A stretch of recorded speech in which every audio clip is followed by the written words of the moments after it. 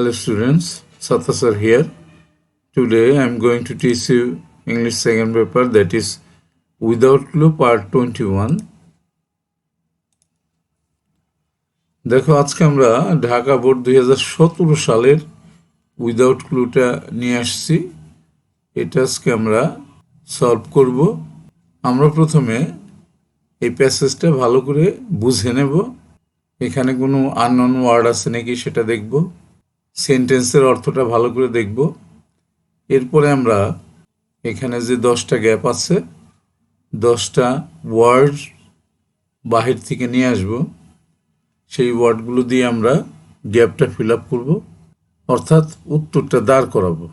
এরপরে আমরা পরবর্তী শিটে গিয়ে দেখব যে আমরা যেটা দাঁড় করালাম সেটা সঠিক হয়েছে কিনা। নিশ্চয়ই তোমরা মনোযোগের সাথে বসেছ। মনোযোগ না দিতে পারলে এই মুহূর্তে বসো না, যখন তুমি মনোযোগ দিতে পারবা ঠিক তখনই বসবা, কারণ গভীর মনোযোগ ছাড়া কোনো কিছুই শেখা সম্ভব না। ঠিক আছে, শুরু করতে যাচ্ছি। দেখো, এভরি স্টুডেন্ট, প্রত্যেক ছাত্র, ওয়ান্টস টু ডু ওয়েল, এখানে ইন হবে, in the examination.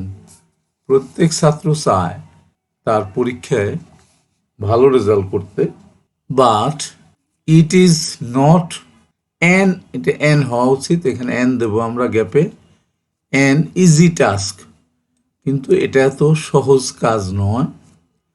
A student has to work hard, এখানে হার্ড দেব, একজন ছাত্রকে কঠোর পরিশ্রম করতে হয় ফর দিস, এটার জন্য।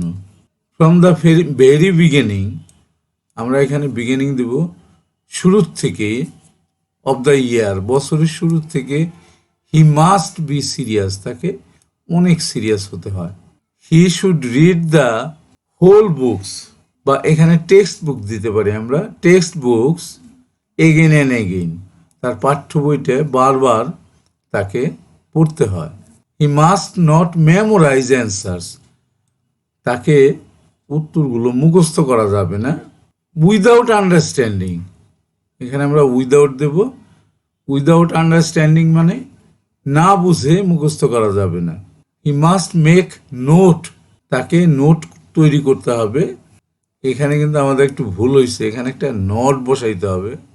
হি must not make note from a common source, এখানে ফ্রম দিতে পারি আমরা, অর্থাৎ সাধারণ যে উৎস আছে যেমন গাইড বই, সেখান থেকে নোট সকলে যেখান থেকে করে সেখান থেকে করা ঠিক হবে না, কমন সোর্স, কারণ এখান থেকে সকলেই হয়তো সেটা পড়বে।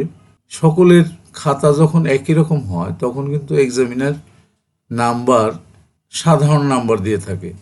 যখন নাকি একজনের লেখাটা এক্সট্রা অর্ডিনারি হয় তখন কিন্তু তাকে বেশি মার্কস দেওয়া হয়। আর এক্সট্রা অর্ডিনারি করতে হলে কমন সোর্স থেকে নোট করা যাবে না, বেশ কয়েকটা সোর্স, 5-6টা সোর্স একত্র করে নতুন একটা নোট তৈরি করতে হবে, তাহলেই তার পক্ষে ভালো নাম্বার পাওয়া সহজ হবে। He should have a good command over, এই কমান্ড ওভার, কমান্ডের সাথে ওভার যায়, কমান্ড ওভার ইংলিশ, তাকে ইংলিশের উপর বেশ দক্ষ হতে হবে।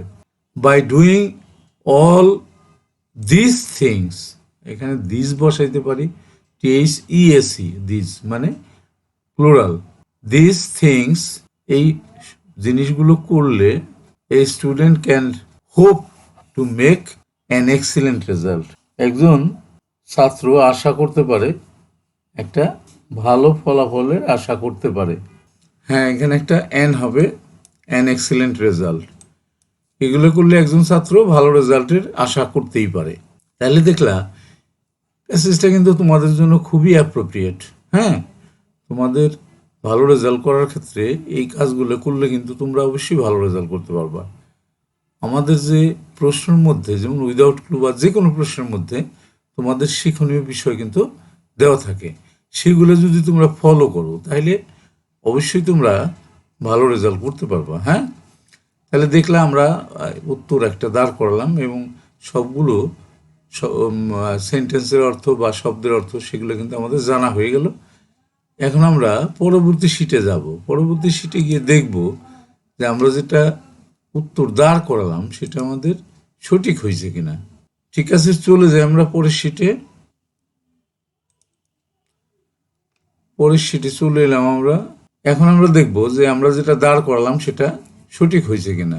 Every student wants to do well in the examination, এখানে কিন্তু ইনই বলেছিলাম আমরা, but it is not an easy task, এখানে এন বলেছিলাম, কিন্তু এটা সহজ কাজ নয়। A student has to work হার্ডই বলেছিলাম ফর দিস, এটার জন্য একজন ছাত্রকে কঠোর পরিশ্রম করতে হবে। ফ্রম দ্য ভেরি বিগিনিং, শুরুর থেকে, অফ দ্য ইয়ার, বছরের শুরুর থেকে, হি মাস্ট বি সিরিয়াস, তাকে অত্যাধিক সিরিয়াস হতে হবে। He should read the text books, এটাই বলেছিলাম কিন্তু text books, again and again, তাকে তার পাঠ্য বইটা বারবার পড়তে হবে। He must not memorise answers, তাকে উত্তর মুখস্থ করলে চলবে না। উইদাউট আন্ডারস্ট্যান্ডিং, এখানে উইদাউটে কিন্তু বলেছিলাম, না বুঝে উত্তরটা মুখস্থ করলে কিন্তু হবে না। হি মাস্ট নট মেক নোট, তাকে নোট করা যাবে না ফ্রম এ কমন সোর্স, সহজ একটা উৎস থেকে, সাধারণ উৎস থেকে তাকে কোনো নোট করা যাবে না। এটা আমি আগেও বললাম যে নোটটা করতে হবে এমনভাবে যাতে করে 5-6টা সোর্স থেকে একত্র করে তুমি নোট করতে পারো এবং নোটটা এক্সট্রা অর্ডিনারি হয়, কারোর সাথে না মিলে, তাইলেই সেখানে কিন্তু নাম্বার বেশি পাওয়া যায়। He should have a good command over English, ইংলিশের উপর তার ভালো দক্ষতা থাকতে হবে। বাই ডুইং অল দিস, এই দিসই কিন্তু বলেছিলাম, এখানে ওভারে বলেছিলাম, এই সকল জিনিসগুলো যদি সে করতে পারে, এই student can hope to make an excellent result, তাইলে একজন ছাত্র আশাই করতে পারে, অত্যন্ত ভালো রেজাল্টের আশা সে করতেই পারে এগুলো করলে পরে। নিশ্চয়ই তোমরা বুঝতে পারলা। এটা কিন্তু প্যাসেজটা অত কঠিন না, বেশ সহজ, একটু মনোযোগ দিলেই কিন্তু পারবা। আর আমি 2বার করালাম কিন্তু, এতে করে তোমার প্যাসেজটা হয়ে যাওয়ার কথা, অবশ্যই হয়ে গেছে। তুমি এই প্র্যাকটিস করে দেখতে পারো, প্রশ্নের মধ্যে থেকে প্র্যাকটিস করে দেখতে পারো যে উত্তরটা দাঁড় করে নাইয়ে দেখতে পারো যে তোমার উত্তরটা কেমন হয়েছে এবং মিলাইতে পারো এটার সাথে, তাহলে দেখবে যে তোমার পড়াটা হয়ে গেছে অলরেডি। শেষ করার আগে যে কথাটা না বললে নয়, সেটা হলো, তোমরা কেউ যদি আমার চ্যানেলে নতুন হয়ে থাকো এবং আমার পড়ানো যদি বুঝতে পারো, আবারও বলছি যদি ভালো করে বুঝতে পারো, তাহলেই শুধুমাত্র আমার চ্যানেলটাকে তুমি সাবস্ক্রাইব করে দিবা, আদারওয়াইজ নট। লাইক করতে পারো, শেয়ার করে বন্ধুদেরকে দেখাতে পারো, তুমি কমেন্টস করতে পারো, যে কোনো ধরনের কমেন্টস করলে আমি তোমার কমেন্টসের উত্তরটা দেব। আর যারা ইতিমধ্যে আমার চ্যানেলটাকে সাবস্ক্রাইব করে দিয়েছো তাদেরকে অসংখ্য ধন্যবাদ।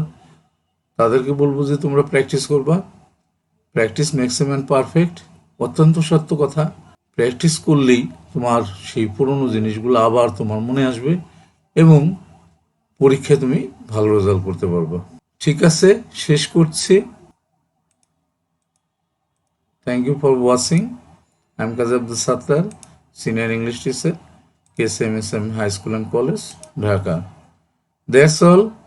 Thanks again and see you next.